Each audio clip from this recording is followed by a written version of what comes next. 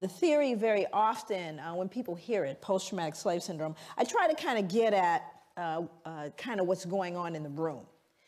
There's ambivalence, there's feelings of, you know, what? Come on now. What are we saying now about the slavery thing? It's over. You know, get over it. You know, we're done.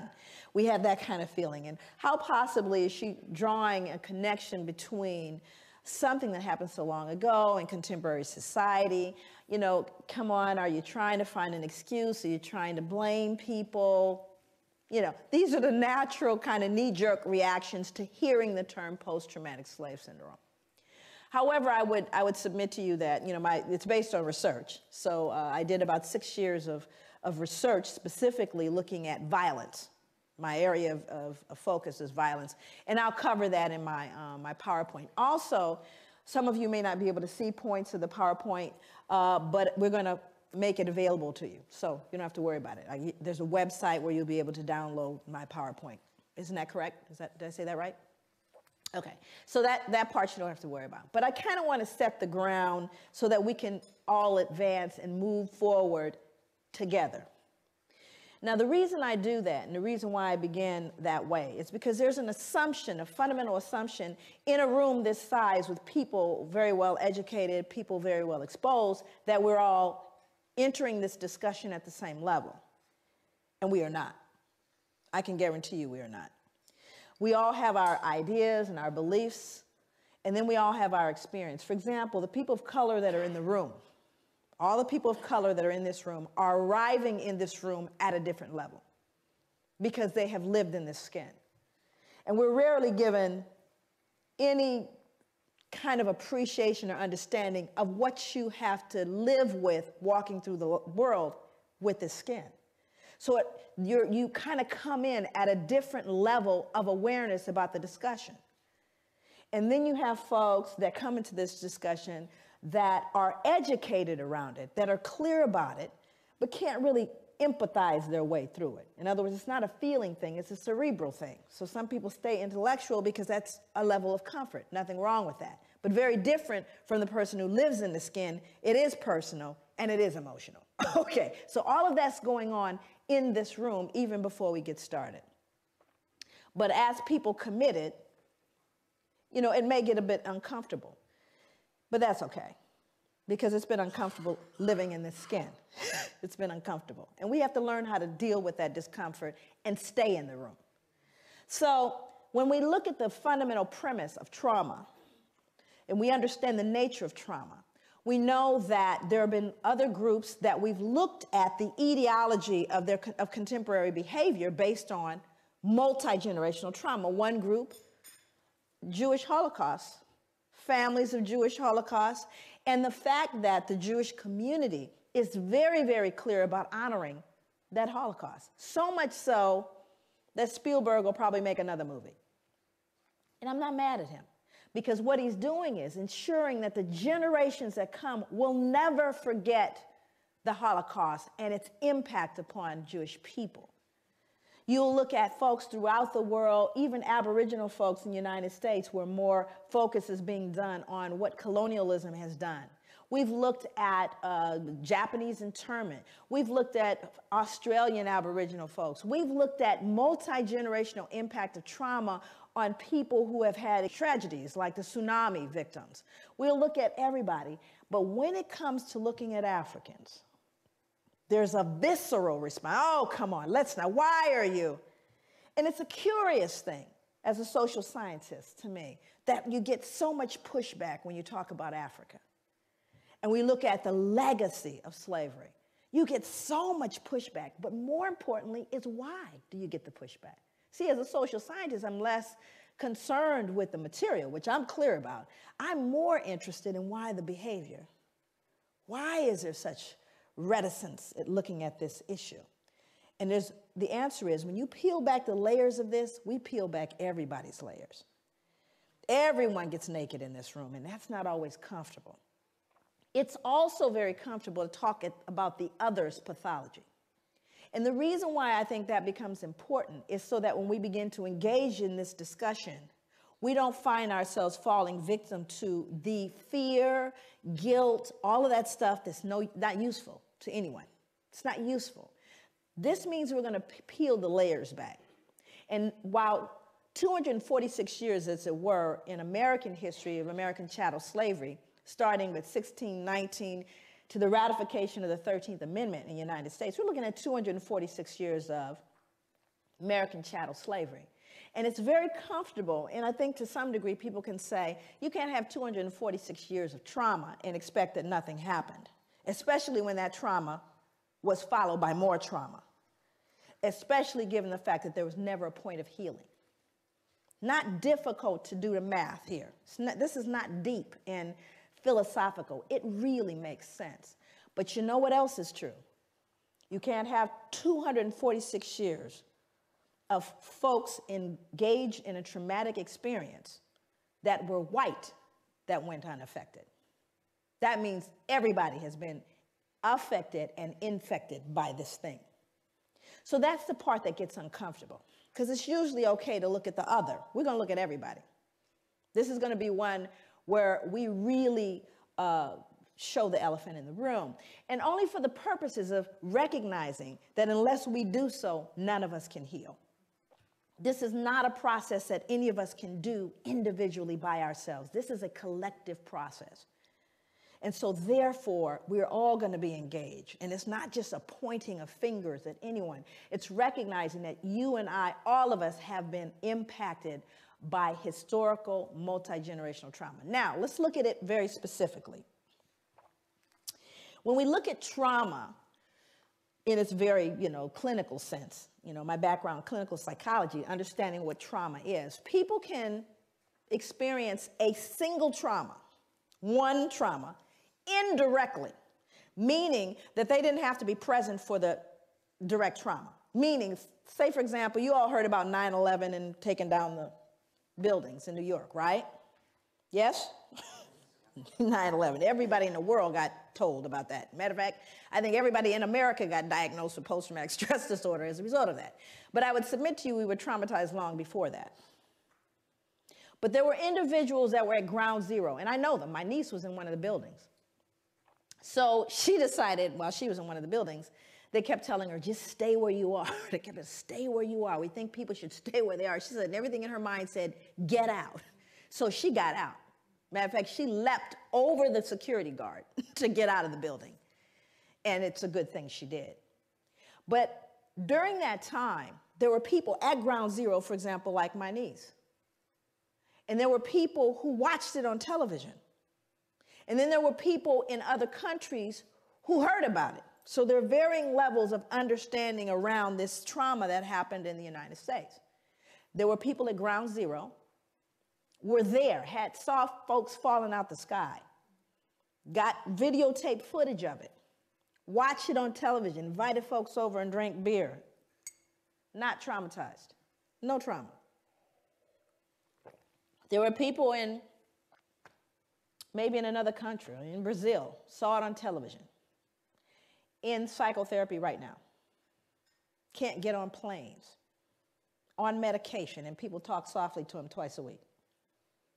So the variance in terms of those who are traumatized by a traumatic event and those who are not, we're unique as individuals. Everybody's not traumatized by a traumatic event, whether it's direct or not.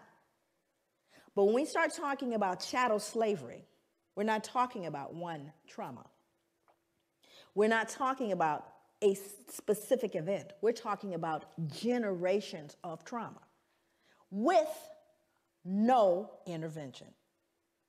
Based on what I know about sugar plantations, tobacco, and the Caribbean, what I know about American chattel slavery and the plantations there, does anyone right now ever recall mental health assistance to slaves?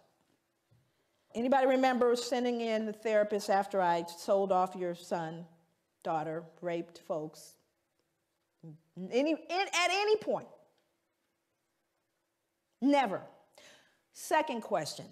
After slavery was officially over, now you're free. Anybody remember any therapy then? We know it's been rough, it's been deep for you, it's been difficult. We're going to do a little group therapy. Anybody remember that? That would be no. Number 3, after slavery officially ended, both in the States, in the Caribbean, the British ended, do you remember whether or not trauma continued? Did the trauma continue for people of African descent? I need to know. Okay, so now let's do the math. Hundreds of years of trauma, no treatment. Freed, more trauma, no treatment. What do you do the math? Do you think there may be residual impacts of that trauma? Of course there is. It didn't end, friends, and it hasn't ended yet. So I think on one point, African people and people of African descent are extremely resilient. Matter of fact, I think we're a miracle. Far be it for us to pathologize or to look and cast this idea of weak and sick people. Oh, on the contrary, I'm profoundly resilient because we've done everything we've done thus far with no help, with not even the ability to have this discussion. As though it were possible, we escaped injury in all those hundreds of years and the years that follow. So this kind of journey I'm going to take you on is going to be one that really gives a perspective on what this trauma was, what it looks like, and clinically, what is post-traumatic stress disorder? What does it look like? Now, let me give you a little snapshot. We'll get into it in more depth a little later. But post-traumatic stress disorder, if in fact you are diagnosed with that, again, remember, direct or indirect trauma, here are some of the symptoms. A feeling of foreshortened future. Now, what does that mean? A feeling, well, you're not going to live long. How many of you are running into young people that don't believe they're going to make it past their 20s? Feeling of foreshortened future. Exaggerated startle response, outbursts of anger, difficulty falling or staying asleep, hypervigilance, right? These are symptoms of post-traumatic stress disorder. This is like DSM stuff, Diagnostic Statistical Manual of Mental Disorders. It's in there. And there's a whole listing of all these symptoms. Now, I want to roll it back so you can understand what the transmission theory is, because I'm going to talk about transmission.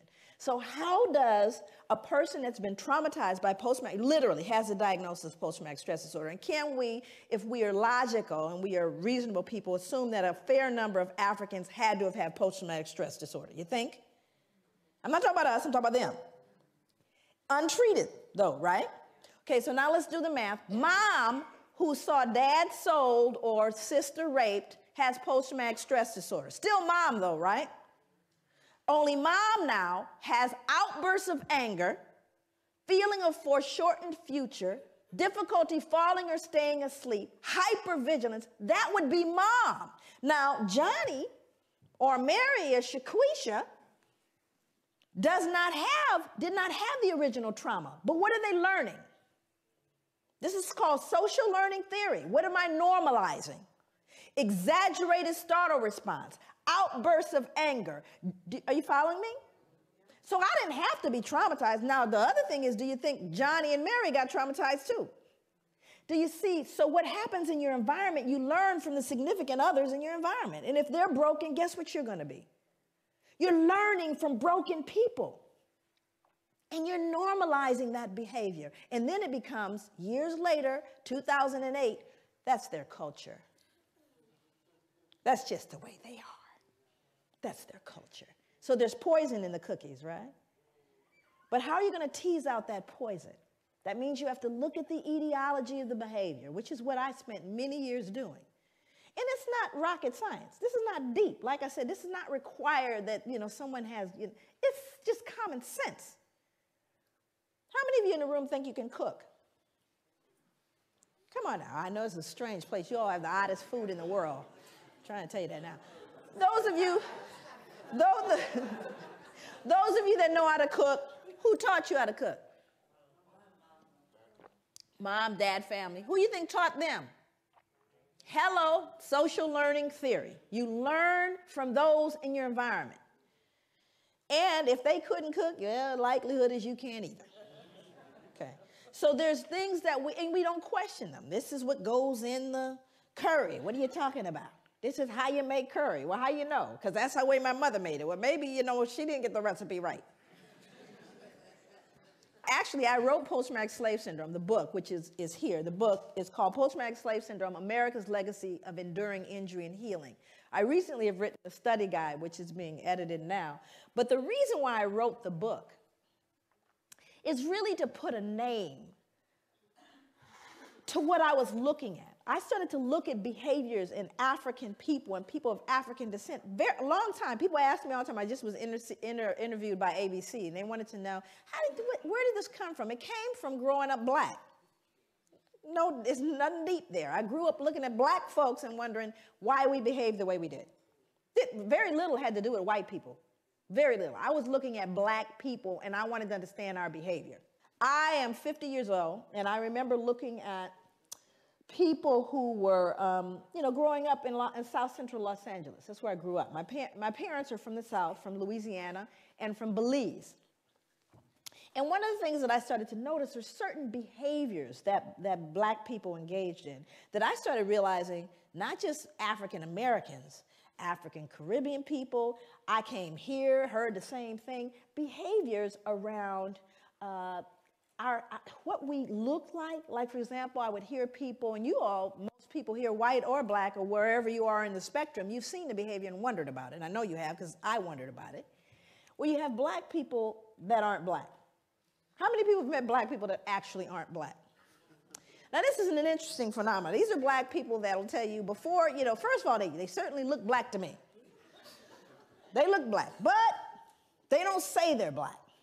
I've got quite a bit of Indian in me. Did I mention that a lot of my family are from, all of a sudden there's something else, right? And you're looking going, sure could have fooled me, you look black to me, right? Now, this would be something that I could ignore if it stopped when I was a child in South Central, but it didn't. You could hear it in rap music today. Same behavior. Matter of fact, the rap videos, they just need to clone the same girl, right? I could draw her right now, what she looks like. The little wavy hair, and, she's black, but not too black. Okay? And what is that about? What is its etiology, and why does it persist? That means that it's an intracultural phenomenon that's being passed along through generations. But why? What is this self-loathing that I see in contemporary black folks? I'm not going back to slavery. I'm talking about today, who hate and despise the reflection in the mirror. That's what I wanted to know. So that's what led me on my journey, if you will. Again, not an unusual journey. Of course, I'm going to kind of pop back and forth through British history and American history. James Madison was a very important figure in American history, President of the United States, 1751 to 1836. He said, blacks are inhabitants, but as debased by servitude below the equal level of free inhabitants, which regards the slave as divested of 2/5 of the man. This is called the 3/5 compromise. And what they were trying to figure out is, what are we going to do? How are we going to count these black folks?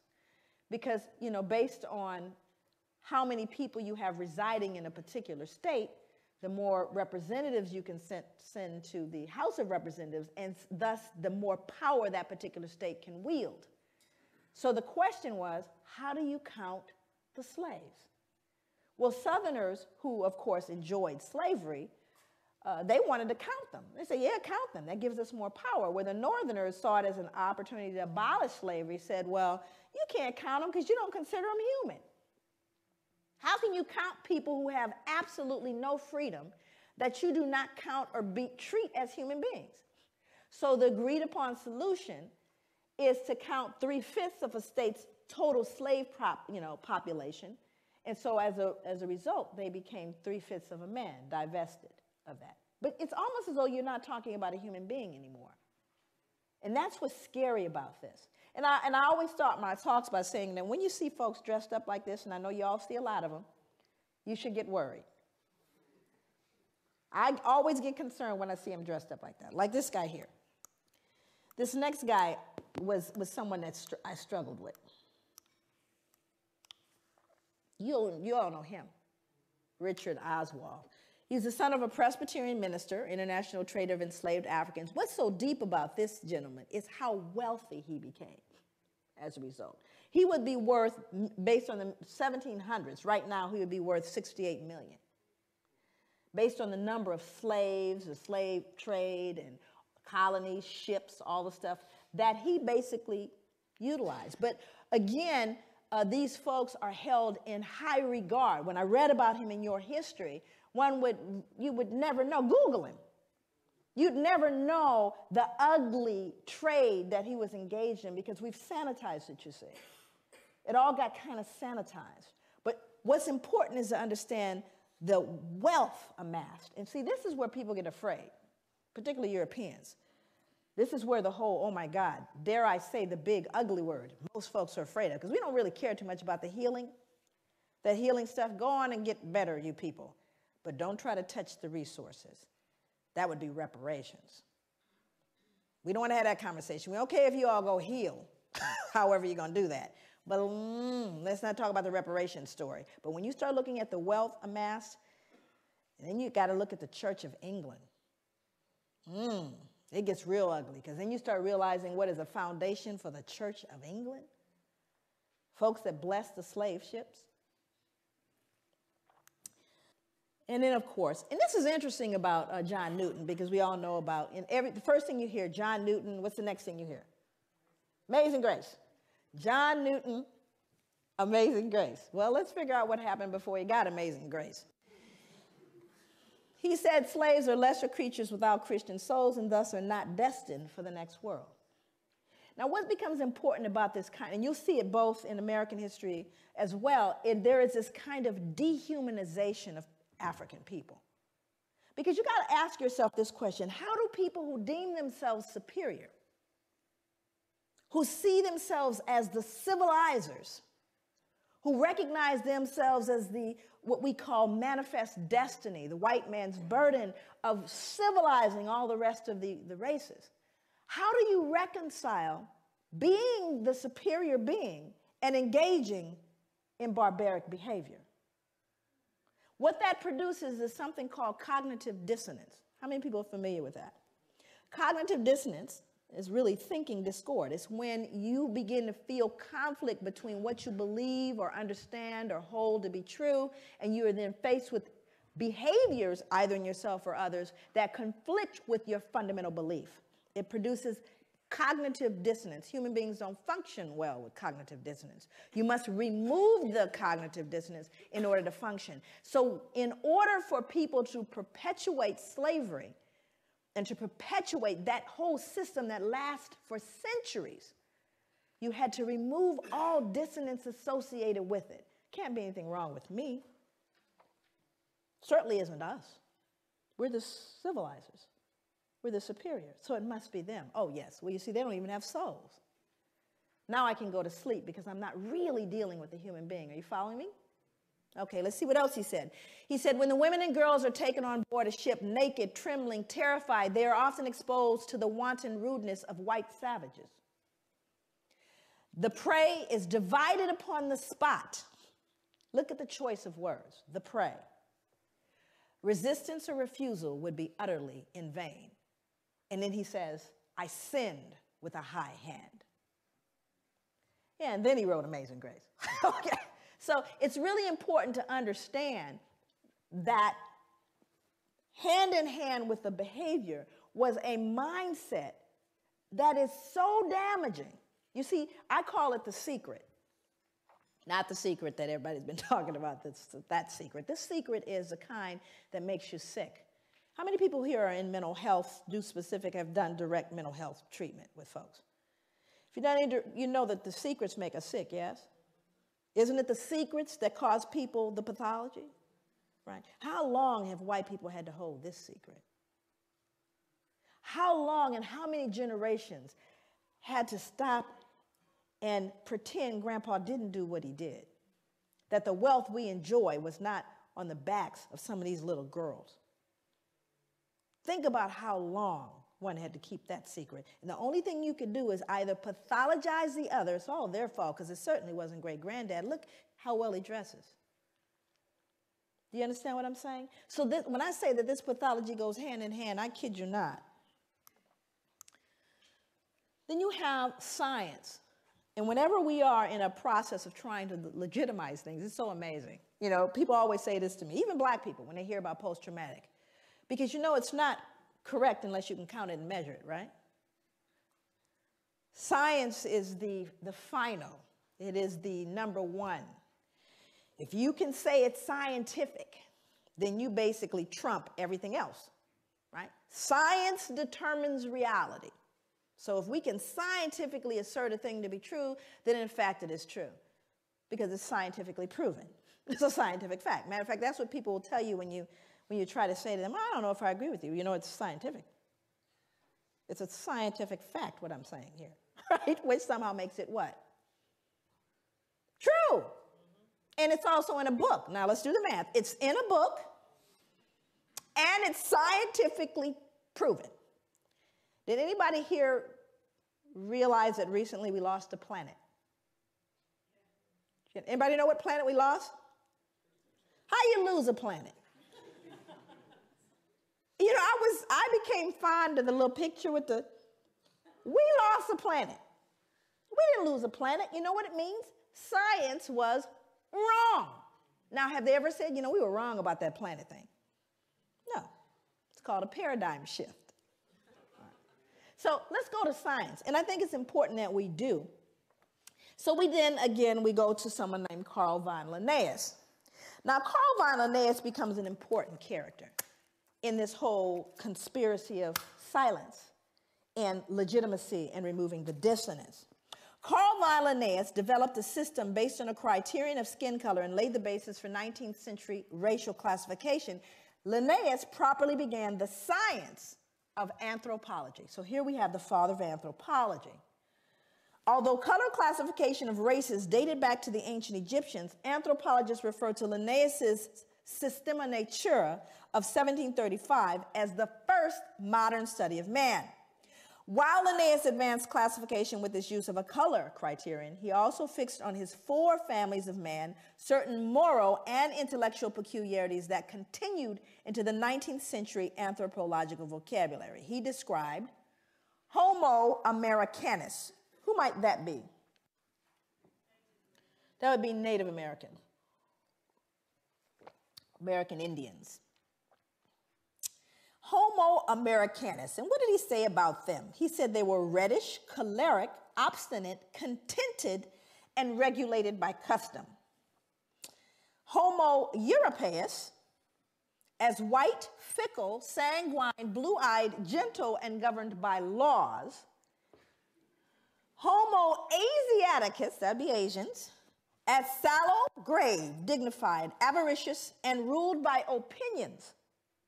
And Homo Afer, as black, phlegmatic, cunning, lazy, lustful, careless, and governed by caprice. These insights into what Linnaeus defined as racial character, personality traits, behavior, intelligence, language, and a host of other related categories were transmitted into subsequent attempts at a science of classification and became more fixed than the races themselves. Not a shred of science here. But it is in a book. And it's touted as science. And what's more important, you know, my students, I teach graduate students in social work. And they'll say, but Dr. Leary, my God, we're looking at 1707 to 1778. We are, right? After all. But do you not hear these same attributions today? You know, those blacks, they're lazy, you know, all of the exact same, am I telling the truth? In your newspapers, in your accounts of them, do you not hear these very same things? So does it matter that it started in 1707 and 1778 and has no scientific merit? That's multi-generational, is it not? It's being passed along. Part of the swallowing into the social gullet. Those are the beliefs, you see. So it doesn't matter whether it's true or not. And thank you, Carl von Linnaeus. Again, he's removing the cognitive what? Don't they deserve to be treated the way we treat them? Have we not just justified what we've done? After all, I just told you this is who they are. We're not wrong. We're just trying to keep the domestic tranquility. Makes sense. I'm having a clicker thing. There we go. Johann Friedrich Blumenbach. Just look at him. He's not right. We could tell already. But he had to contribute his part as well. He says, now this man, Johann Friedrich Blumenbach, he was an individual. How many of you are familiar with the term Caucasian? Oh, yes. Then you know Johann. He designated 5 races or varieties of man in the second edition of his work on the natural variety of mankind. His division into Caucasian, Mongolian, American, Ethiopian, and Malayan races, with the added Carl von Linnaeus descriptive peculiarities, became the subsequent basis of most 19th century anthropomedical studies. While Carl von Linnaeus founded his system principally upon skin color, Blumenbach considered a combination of color, hair, skull, and facial characteristics as fundamental means for classifying the 5 varieties of man. Central to his study was the Caucasian, a term which he originated. He took the name Caucasian, listen for the science, from Mount Caucasus because its southern slope had cradled what he felt to be the most beautiful race of men, the Georgian. The Caucasus near Mount Ararat, upon which the biblical ark came to rest after the flood, seemed the appropriate source for the original race of man. No science yet. Now I'm going to quote him. These are his words. For in the first place, the stock displays, as we have seen, the most beautiful form of the skull, from which is a mean and primeval type the others diverge by most easy gradations on both sides the 2 ultimate extremes, that is, on the one side the Mongolian, on the other the Ethiopian. Besides, it is white in color. Anybody here ever met a skull that wasn't? Besides, it is white in color, which we may fairly assume to have been the primitive color of mankind. Zippity-doo-dah, no science, nothing to found this whole thing. He figured white skull, humanity began white. It's scary, but it's in a book, and it's touted as science, and we swallowed it without question. But race is a concept of society that insists there is genetic significance behind human variations in skin color that transcends outward appearance. However, race has no scientific merit outside of sociological classifications. There are no significant genetic variations within the human species to justify the division of races. Mankind is one. We are one humanity. Isn't it a shame that we are still debating that in 2008? But the reason why we continue to debate it is we still try to reconcile the ugly stuff that we've never dealt with. We still want to say they deserved it, so no one has to feel bad about all of those little babies dying and ignoring the ravages of Africa and killing young black males and urban cities, and disproportionate imprisonment and disproportionate disparities in health. Oh, it must be their fault. How do you reconcile it? You see, rather than deal with it, we just continue to try to justify the behavior. Thomas Jefferson, you all know him? Yes, he's one of my favorite people, actually. I close out my book with a soliloquy from Thomas Jefferson. I actually end my book with it. Because Thomas Jefferson made a statement. Here's a man highly regarded in the United States. I mean, there are more statues of him than probably anybody. And he made a statement towards the end of his life.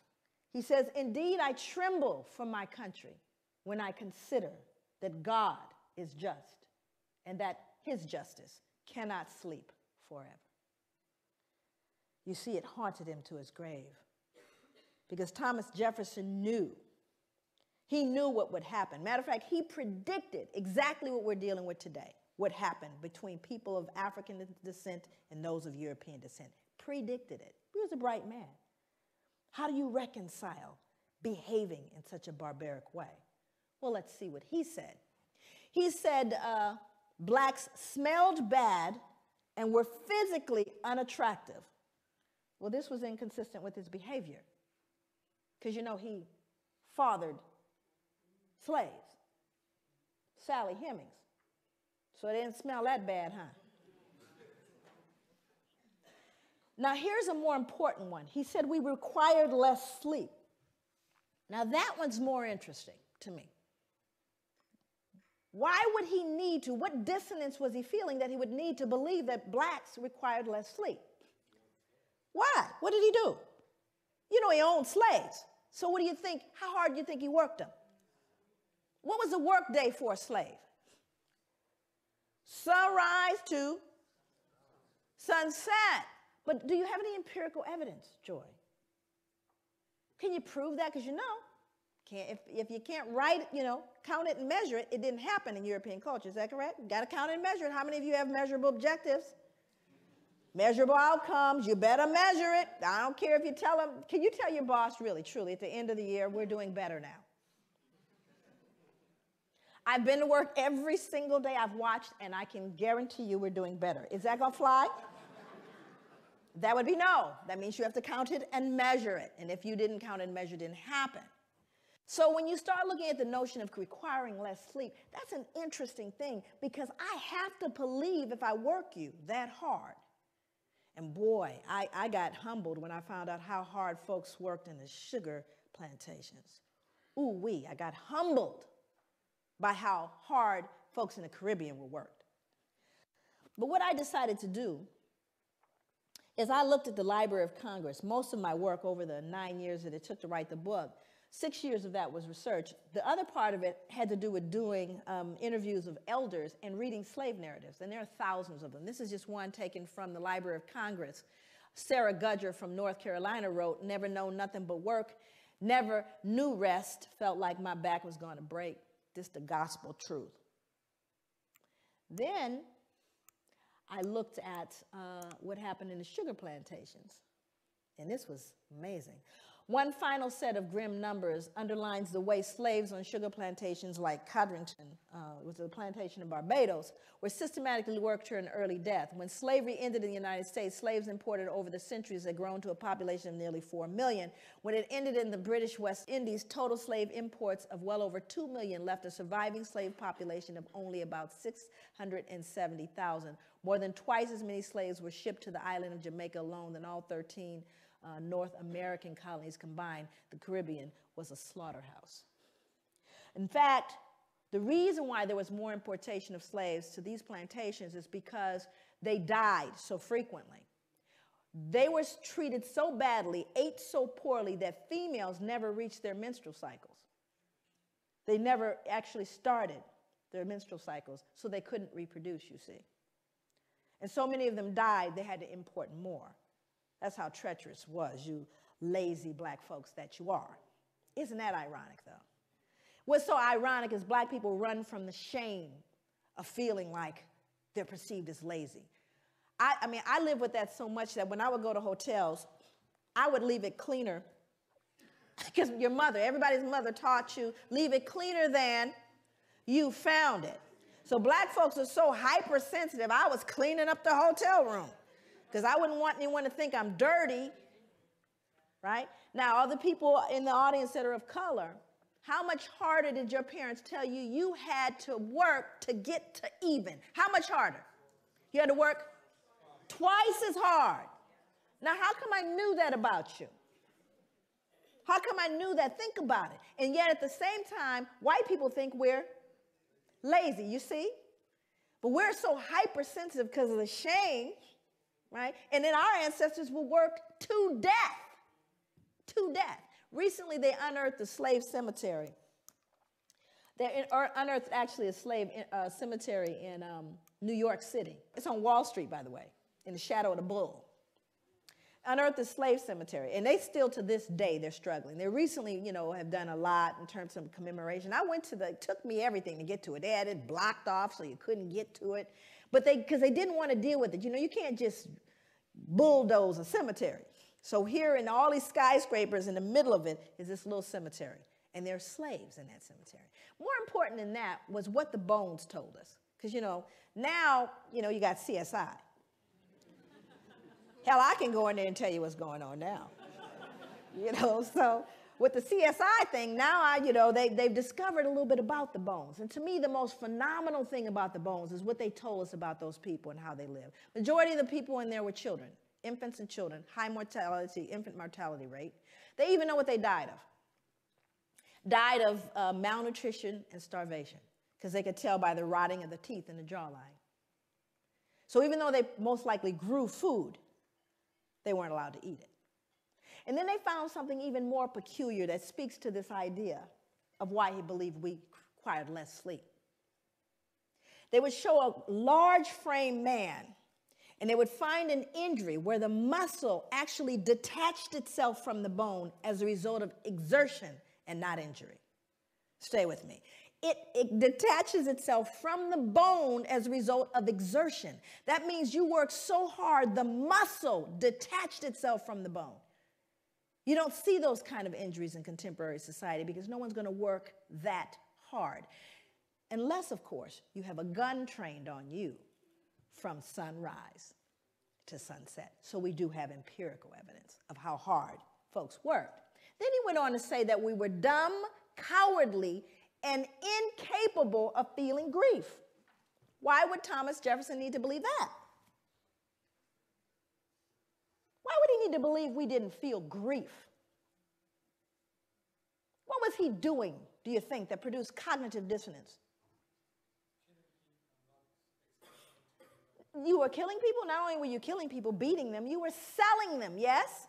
Selling mothers away from their children and husbands away from wives. And surely they don't feel it, because if they felt it, that would make them human like me. So I simply say, and you see, it's not even so much that he said it, but he was an important person. If Joe, nobody said it, but he said it. So what do you think the rest of the folks, uneducated laborers, believed? Well, they don't feel grief, After all, Thomas Jefferson says they don't. So he becomes a critical person in making those statements.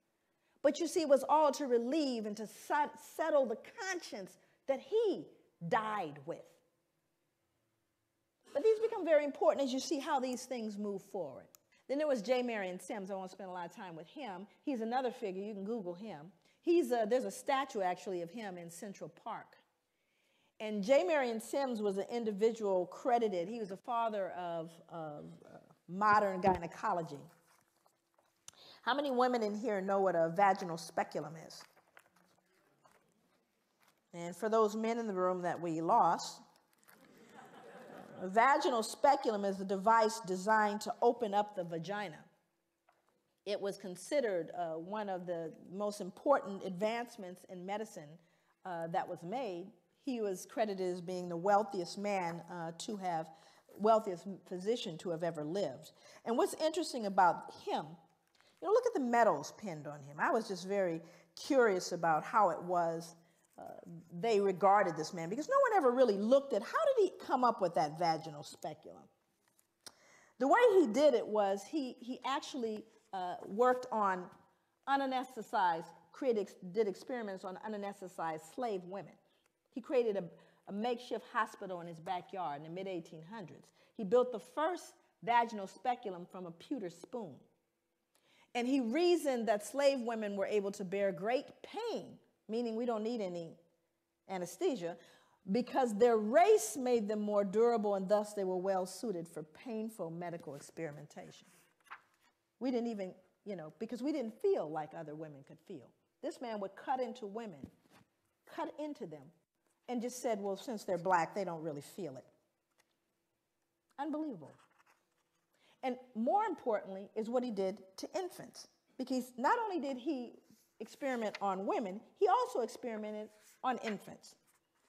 He said that black infants suffered from something he called trimus nascentium, which is now commonly referred to as neonatal tetanus. Neonatal tetanus originates in horse manure, which was a likely cause of the disease in slave infants.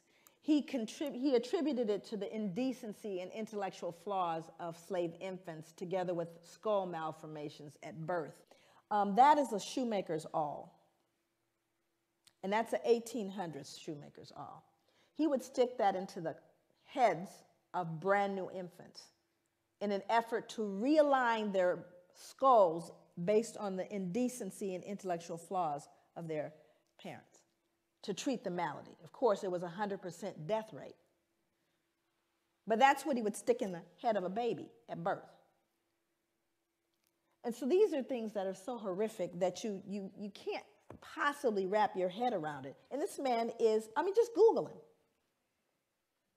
And you think to myself, I think to myself, if I were up here in front of you right now, and this is going to become very important as I move into the other slides. If I stomped a puppy to death up here, just a little puppy, and stomped it right here to death in front of you, most of you would need therapy. And I would be arrested probably faster than killing a black man for killing a puppy. How could you do that? Do you realize how much dissonance you have to remove in order to stick that into the brain of a child? More importantly, the child can no longer be human. Are you understanding what I'm saying? The reason why he could do it is they weren't human. They didn't even feel pain. That's what this man believed. Now, you may look at that and go, those are horrific things from the past. There's a book out right now, not table reading. It's called Medical Apartheid. This is written by Harriet Washington, came out last year. This book chronicles the experimentation on black people up to contemporary day. See, we want to look at the Tuskegee experiments. We want to look at Sims and go, oh, that just still going on. Implicated, Harvard, Johns Hopkins, because we weren't what? Human. So that dehumanization is something that we really got to appreciate. Went on for a long time. Can you go back? Back one more.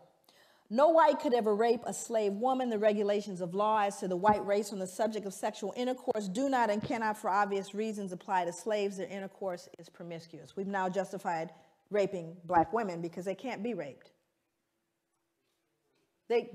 We aren't raping them. They're promiscuous by nature. So we can't do it. Forward, one more. The fact that white men could profit from raping their female slaves does not mean that their motive was economic. The rape of slave women by their masters was primarily a weapon of terror that reinforced whites' domination over their human property. Rape was an act of physical violence designed to stifle black women's will to resist and to remind them of their servile status. These become important instruments that you look at. And I want to give you some statistics as it relates to American history. By the mid-1800s, there was over 600,000 mixed-race children born. 600,000. How many of you know what miscegenation is? Miscegenation is an illegal marriage between people of different races. Actually, it was very profound here. That was illegal to marry someone of another race. So when you consider the fact that one of the greatest issues and one of the #1 reasons why black men were lynched, beaten, and imprisoned had to do with the fear that they were going to rape whom? White women. Now the numbers, we're talking about pure numbers alone. It was who being raped? Okay, it was black women being raped, but they can be raped. Let's advance forward. Before we get into the Casual Killing Act, the Casual Killing Act was written because of the number of people who were killed while being corrected. Okay, And if any slave resists his master, owner, or other person by his or her order, correcting such slave, and shall happen to be killed in such correction, it shall not be counted felony, but the master, owner, and every other person so giving correction shall be acquitted of all punishment and accusation for the same, as if such accident had never happened. So that means that if you happen to be correcting someone and you beat them to death, you know how hard it is to beat someone to death? I mean, I thought about that. I said it happened so frequently that they created a law so that you wouldn't feel any what? No guilt, because you were simply correcting them. It wasn't your fault. So I went back to look at who was beating folks to death. I wanted to know. And it was white women. White women were beating black children to death. That's who was being beaten to death. But it wasn't her fault. She was just correcting them. You see, what we do is we rob ourselves of our own humanity when we refuse to look at this stuff. We rob ourselves of our humanity. And that's what people didn't know happened. Going forward, one more. Then you had the mental health folks. This is how we got in. We got in to try to fix it. In the early years of the 19th century, a physician named Samuel A. Cartwright argued that two particular forms of mental illness caused by nerve disorders were prevalent among slaves. One was drapetomania, which was diagnosable by a single symptom: the uncontrollable urge to escape from slavery. So now what we've done is we've now pathologized your desire to be free. Must be something wrong with them. Keep trying to free themselves. And again, it would be funny if it weren't in journals. You see, all of this is to remove the cognitive dissonance. Now we have, look at all the people joining in. You got Linnaeus, you got anthropology, you got physicians. All of them saying, they deserve it. It's not us. We don't need to adjust anything. And if they just tried harder, how about you people just pull yourselves up from your bootstraps? What's the matter with you? The playing field has been leveled. Well, we're going to see if, in fact, it's been leveled. Or is that conjecture? Move forward.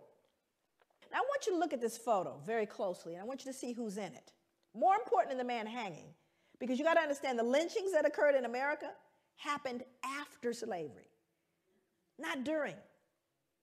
Thousands of lynchings happened after slavery, because this is a reaction to white fear of what we would do once freed. But we didn't create a vigilante group to take out white people, but they did create a vigilante group to take us out now that we're free. See, that happened after slavery. They were called the what?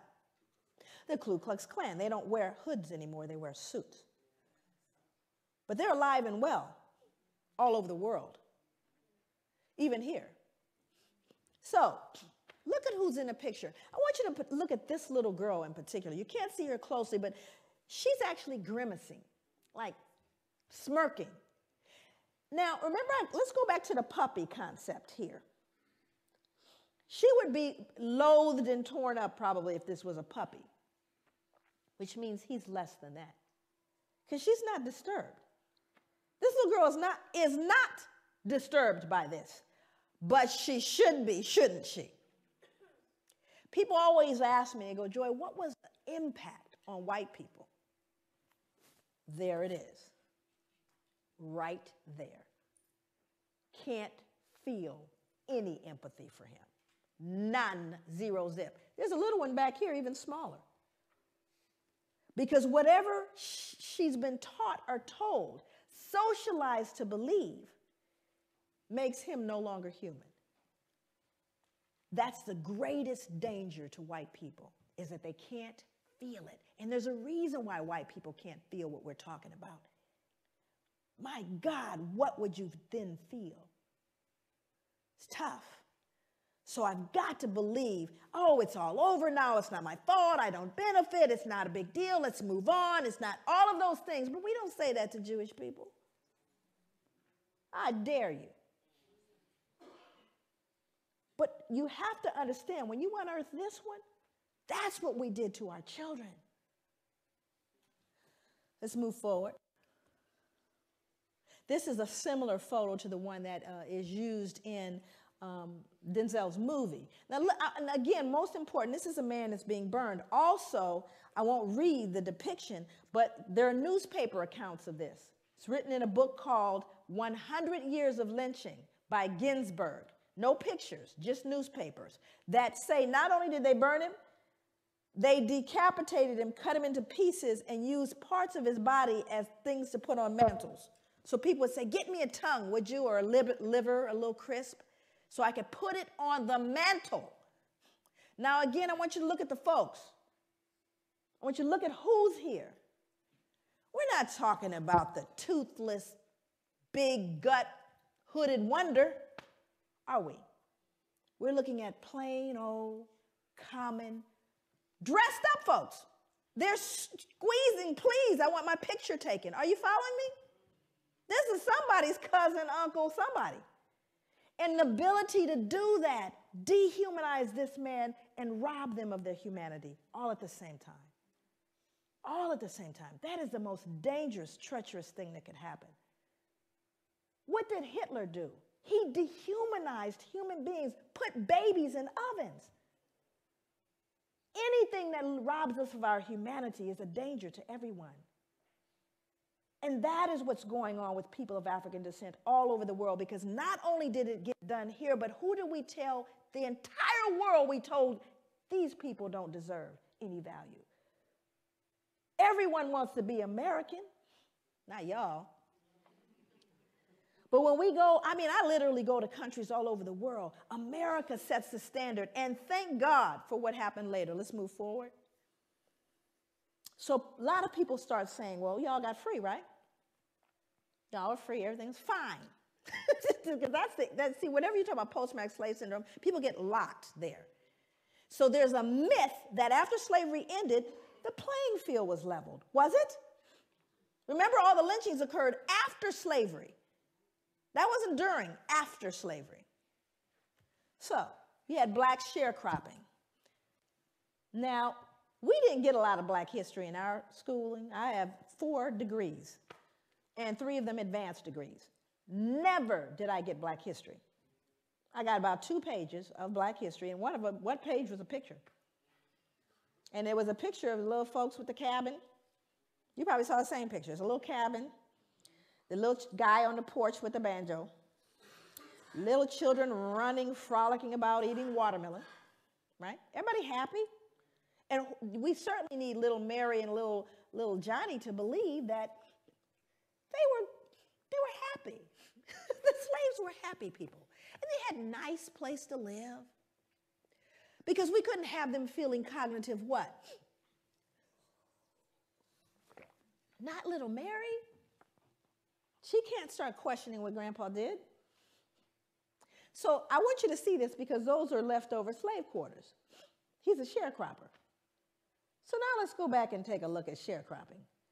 Now, these are folks that were slaves, no longer slaves, decided I'm going back to be a sharecropper on the same plantation that I was enslaved. Why would you do that?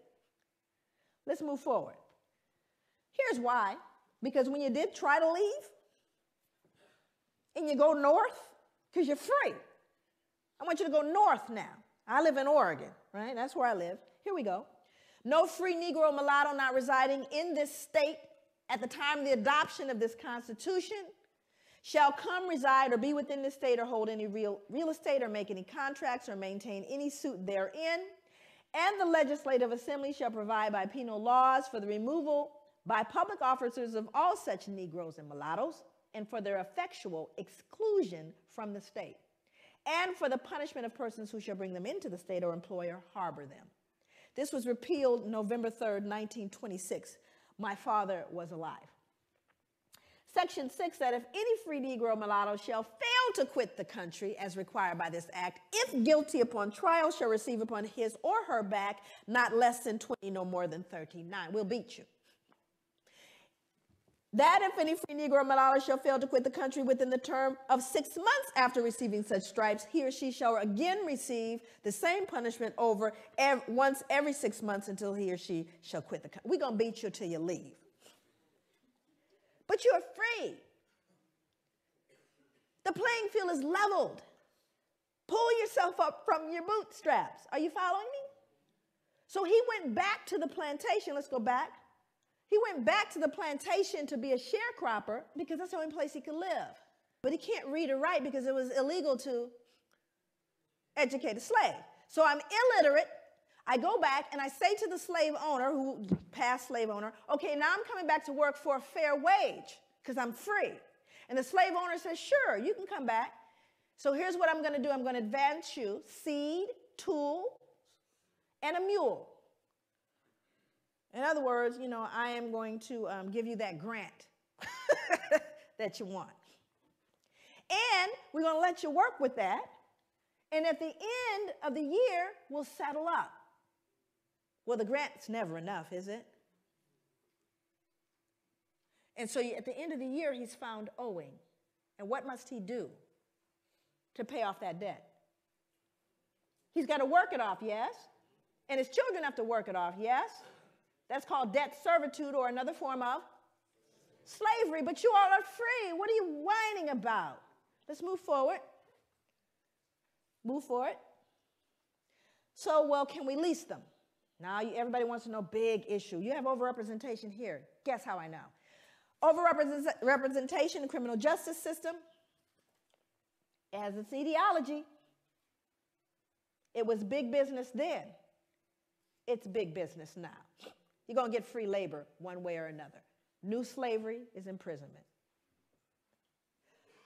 Well, let's see. Why was this? It was so successful.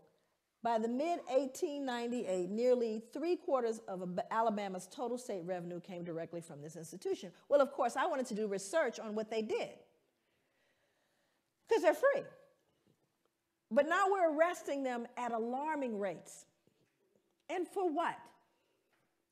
12 years for vagrancy, loitering, startling a white woman, looking menacingly at a white woman.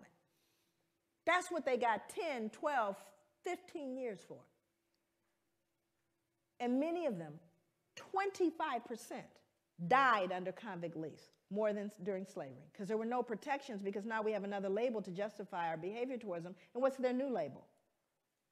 Well, after all, they're convicts. They're criminals. Don't they deserve it? Do you see what I'm saying? So when did it end, is the question. Move forward. You all heard about Katrina, yes? Yeah. See, I was there. My family's from Louisiana. I went to the 9th Ward. Sometimes you can't pay attention to what the news says. It's important to actually go eyeball what's going on, which was very interesting because it was one of the most horrific events I'd ever seen and probably will ever see in my life. Well, black folks were just simply treated differently. Did you notice that? Here's the good news about Katrina. Everybody noticed it. So all the rest of the world where we learned, send us your poor, your huddled masses yearning to breathe free, your democracy, your equality. They said, what happened with that Katrina thing? All that stuff y'all talked about. Well, let me read this. This is from Associated Press, taken straight from the newspaper. In the front, actually, the top part here is actually a woman, but they think it's a man. Anyway, it says, a young man walks through chest-deep floodwater after looting a grocery store in New Orleans on Tuesday, August 30th, 2005. Same body of water down here, excuse me. 2 residents wade through chest-deep water after finding bread and soda from a local grocery store. Now, same event, same water. White people, black people. We've told you what you see now. That removes your what? Dissonance, because these people can't be perceived as looting. They're white people. White people don't loot. Now, the truth of the matter is, I don't care what any of them are doing. It doesn't matter, but I'm going to still the social conscience by letting you know, don't forget, this is a looter. Matter of fact, what you last heard was that they were looters and rapists. Did you not? So don't they deserve it? That wasn't back in, slavery though, was it? Now we're going to kind of move into operationalizing that to look at what is it, how do we begin to connect that behavior, that history to what we're dealing with and what you're dealing with right now and what we're seeing. And very often people say, well, is everything post-traumatic slave syndrome? Obviously, that would, trivialize all the work. We cannot lay squarely on the shoulders of post-traumatic all the problems that we see, nor can we place all the problems squarely on the shoulders of white people or any of the above. So hopefully we won't digress into anything that is that foolish in terms of a discussion. Because, that's another thing that happens in terms of trying to deal with the pushback around this. Then we move into extremes, and it tends to dilute the realities that are going on. So hopefully we're way beyond all that. Well, now she's saying everything is post-traumatic. No, I'm not. And most of my work, my background is really in the field, doing work in the community and grassroots. That's where my training was in terms of my clinical work. And just, the fact that I've always been, this work started on the ground. It didn't start here. Matter of fact, I got the attention of places like Oxford and Harvard and, the Ivy League and major institutions, even the FBI, but those were things that happened after I started doing the work on the grassroots level. And so for me, my commitment is to healing. So this is not an exercise in some kind of broad intellectual esoteric. It's really about how do we then take this information and help a person extricate themselves from behavior that they've learned and or been socialized to believe, black and white, and everyone in the middle that has been affected by this. What do we do? So this is kind of looking at the contemporary kind of reflection of the trauma, which is white supremacy and terrorism. That continues. We see that on a daily basis in the United States as well as here. This book is called Breaking Rank by Norm Stamper.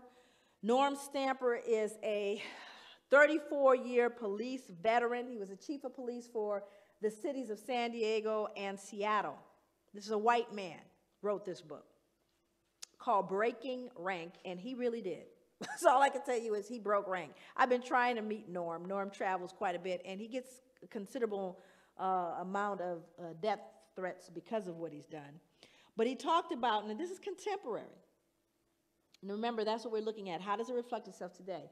I've heard some police officers refer to prostitute slayings or to the slayings of blacks as misdemeanor murders, employing an unofficial code for them, NHI, which means no human involved. Now, these are on telephone calls. These are on calls that you hear on police officers speaking, hey, what do you have? Well, we have an NHI. We have no human involved. It's a black person killed. Do you see what I'm saying? Again, the dehumanization reflecting itself in just their casual involvement with one another. San Diego cops confessed to a myriad other acts of discrimination, including additionally dehumanizing the references to blacks on a radio call, Justin 1113 nigger. 1113 is a code for an injured animal. How many people think they understand what racism is? Show of hands. Come on, you think you know. I'm not suggesting I know. I just have a couple of definitions that kind of came to me as I thought about. How many people think there are white racists? That there are white racists out there?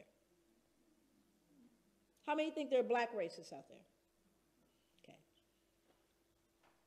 Now, this is an interesting thing because this becomes important as we begin to define concepts. Now, I do that. I usually define concepts all the way. But one of the things that I do is I try to help people get a picture of what I mean by racism. So tell me how it is. The first category is white racism, then we'll deal with black racism.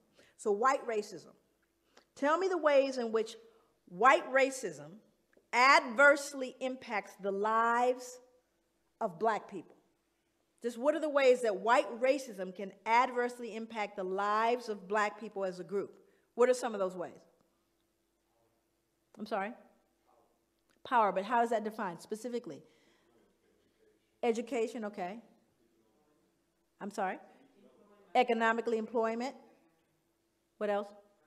Housing, what else? Policing. Why are we here today? Healthcare, okay. Now, we could actually kind of grow that list. Now we're going to move over to black racism. Tell me the ways in which black racism adversely impacts the lives of white people as an entire group. Thank you. The reason why you become silent, there's one that always comes up, and that's fear. White people are afraid of black people. They are afraid of us. And it's a very interesting thing because black people know it. We know white people are afraid, but you have to start getting into the psychology. What are you afraid of? Why are you afraid? But it's an interesting dynamic. Now, also you see the difference in what racism is, do you not? Racism implies you have not just prejudice, but the power to do something with that prejudice. Now, I don't like you, not only that, but I'm going to control whether you can get, I may say I hate you. I hate white people. I hate them. It's not going to change you getting that, loan when you go to the bank. I can hate you all the way to the bank. Not going to change. Do you see the difference? That whereas white racism says, not only do I not like you, but I'm going to change the impact of where you can live. I'm going to determine with that racism where your powers are. You following me? And I'm talking about as a group, not an individual, because people said, I remember when my uncle didn't. I'm not talking about your uncle. I'm talking about the whole group. I'm not talking about an incident. That's a difference. But white people are afraid. So let's get into how this fear impacts criminal justice. Because if white people in this room are afraid of black people, guess who else is afraid of black people? Only they have guns. So now let's look at what he said. Simply put, white cops are afraid of black men. We don't talk about it. We pretend it doesn't exist. We claim color blindness. We say white officers treat black men the same way they treat white men, but that's a lie. And here's a big one. In fact, the bigger, the darker the black man, the greater the fear. Any big black men in here? You got a big old bullseye on you, even if you got the suit on. And it's the truth, because statistics bear it out. The African community knows this. Hell, most whites know it. Yet, even though it's essential, if not the defining ingredient in the makeup of police racism, white cops won't admit it to themselves or to others. He goes on to talk about actually learning it in the academy. Norm Stamper, he told on everybody. He had folks indicted. He now lives in a cabin on a mountain somewhere in the San Juan Islands. That's where he lives. Nobody knows where he lives because he knows they're coming after him, and they have. This is a statement from the book also. Race and class discrimination are all too real in every phase of the criminal justice system, from arrest to sentencing. Impoverished black defendants, and this is going to sound familiar to you, are far more likely to wind up on death row than richer middle-class whites, or the 3,000, and of the 3,700 inmates now awaiting execution nationwide, 43% are African American. Black defendants are not accorded the same due process rights as whites. Their cases are not given the same scrutiny and consideration afforded to white defendants. Not now, not ever, not in this country. This is what the man said. It was dismal. But he doesn't believe it's possible in the current system. So what we have to realize is we need to be realistic about that. So what I have to do is teach my sons how to navigate this, do I not? Doesn't matter what I think and, oh, baby, we are the world. No, this is real. You do have a bullseye on you. When you're in the elevator with the only white woman there, and you're the big black man, she's clutching her purse and she's worried. That's a reality. And if you startle her too much, it used to mean you get lynched. Matter of fact, I think she could scream rape now and you'd get taken down. Now, this is interesting because this has to do with women. My father used to say if a white man has a cold, a black man has pneumonia.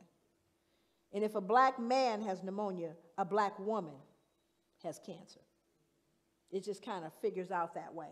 In 1986, on-duty California Highway Patrol Officer Craig Payer strangled a San Diego State University student named Kara Knott and threw her body off a 70-foot bridge. Motive, she'd resisted his sexual advances. Now let's go back and understand that, and this is an interesting thing. I worked with adolescent and adult male and female prostitutes for 5 years. I don't want you to get that confused. I'm not an ex-ho. I've actually had people say, gosh, she's come along, she used to be. She's done so well. So somehow when I say that, people think I've never been in the life, okay? I work with adolescent, adult, male and female prostitutes as a case manager counselor, okay? And during that time that I worked with folks, it was very interesting to see the perspectives and the behaviors and the attitudes that people had about prostitutes. I mean, when folks want to be, if you want to start off as a serial killer, just go kill the prostitutes. Nobody cares. They don't even CSI don't investigate the prostitute slayings, right? But when we begin to see what's been happening with particularly women of color, you know, just historically, women of color have been fodder for white men. Now, what started in the backwoods or in the cabin with the slaves, it never went away, you know. And I want to speak to this because this is a tough one to swallow too. But imagine they did a study back actually in the 80s, and they asked men across the board, cross races, if you could get away with sexually assaulting a woman, raping a woman, in other words, and there's no possible way that you'll get, you know, penalized for it. Do you ever get, how many of you would consider doing it? This is just regular Joe, go to work with the kids. 70%. 7-0. Said if I could do it, I would do it. Imagine being able to do that for a couple hundred years with impunity. Imagine, you don't have to worry about, you know, you talk about pedophilia and all that. Imagine being able to buy that. And then you could beat it to death, too, and get another one. I know it's tough to wrap your head around, but what happens to an appetite created like that? Where you could rape a black woman anytime you wanted to, and it wasn't considered rape because she was promiscuous. Hundreds of years. We're not talking about a few years. Hundreds of years. Protected by the law. No moral. You could go to church. It was all good. Where do you think that went after slavery ended? It didn't go away because guess who's the number one? You got folks who are pimping the women, and then you got the ones that are buying them. And who's buying them? Same middle-aged white males between 35 and 60, married with children. 5 years I work with them. These are the Johns. Still are the Johns. And still are getting hold of some of that black body. Are you following me? This is really important to know. It just mutated into something else. So now we have to figure out a way within the legal perspective to deal with these women who are out of control. My cautious guess is that 5% of America's cops are on the prowl for women. Women, you need to get concerned. 5% of any police department. In other words, there are folks who become police officers because they're predatory. That's why. Think about it. We know where pedophiles go, don't we? You go where there are children. Thank you. So we got to understand police officers, plenty of them are twisted. And I've worked for the last 20 years with police officers. Trust me. I'm always concerned about someone that deliberately wants a gun, aside from the short man.